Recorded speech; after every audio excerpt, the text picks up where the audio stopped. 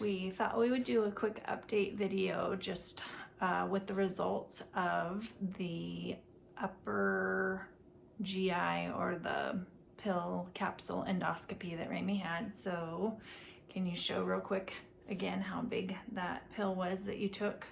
Oh, it was not that big.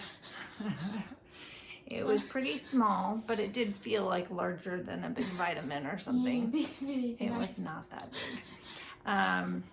Anyway, she had to swallow that. She had some rules about what she could eat and drink and how many hours she had to wait. And they thought maybe she'd see it pass on through, but it's disposable, so she didn't have to go fishing for it.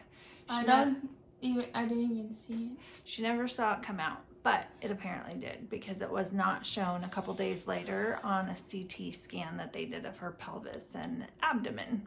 But we thought we would just get on real quick and share about the results. We were just talking about what they all mean, but she basically in the lower GI tract, specifically in small intestines, they did find a couple polyps, but instead of it being like a polyp that older people would get, I don't really know what a polyp is. A little growth, and instead of it being like a little growth that may be cancerous, this is actually a little blood vessel that's full of blood.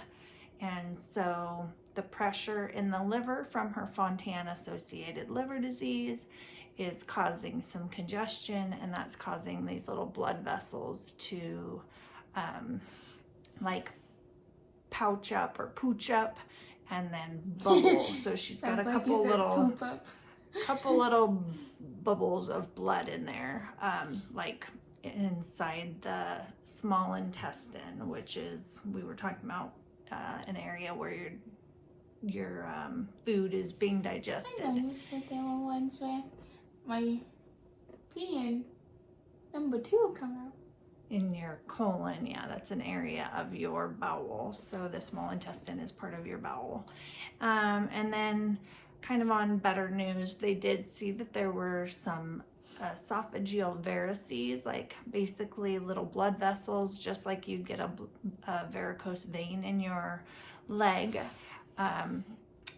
As they get congested in the liver, sometimes people with Fontans can get these little blood vessels in the esophagus, and Raimey's fortunately are just pretty small. They're juicy, but there's not any that have like big pockets where they're worried about blood collecting and possibly being risky for like popping if they did a breathing tube. So overall, good news.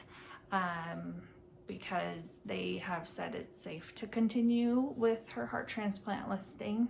Do you know how long it's been that you've been listed now? No idea. I don't keep track. It's just over 60 days, so I think we're at about the 9-week mark, because 9 times 7 is 63. I think that that's correct, about 9 weeks right now. So, and what have you been doing in the meantime? Playing games. Playing games? Why aren't you running around outside? I hit my ankle. You hurt your ankle? I mean my footy. What did you do to your foot?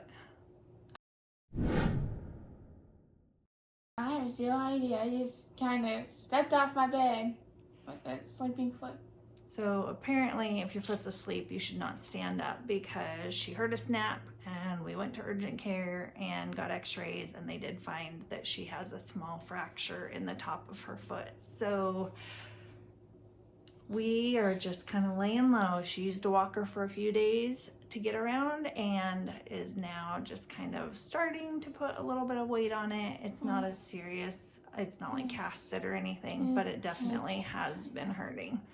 So anyway, that is our update, and we hope that the sunshine is coming, and with the sunshine, perhaps a little better health. I looked onto the weather app. It said we were going to have sad rain for 2 weeks or more. I saw the sun for just a moment today, and then the hail started coming down. It was hail? So it was hail. I thought it was like a big rainbow. So March is kind of temperamental in Oregon, but we will make it to sunshine one of these days. So anyway, this is our update. Bye. Bye.